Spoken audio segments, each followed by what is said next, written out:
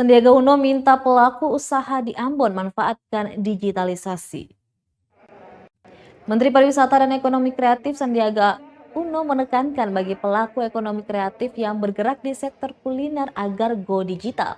Menurutnya digitalisasi di era saat ini sebuah keharusan untuk memperluas pemasaran produk.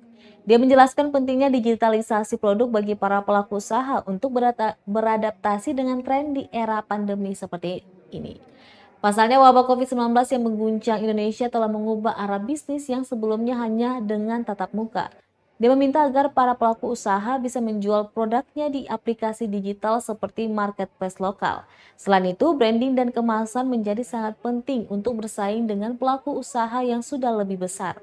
Pria yang pernah masuk daftar orang terkaya di Indonesia itu pun meminta agar pemerintah Kota Ambon mempercepat realisasi rumah kemasan, agar para pelaku usaha tak perlu lagi memesan kemasan dari Pulau Jawa yang tentunya memakan waktu lama dan biaya lebih besar.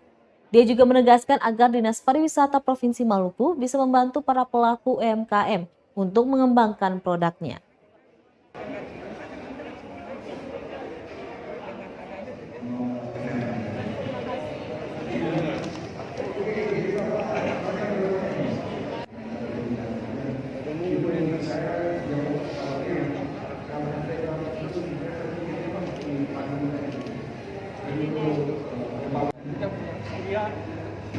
Contoh orang banyak kuliner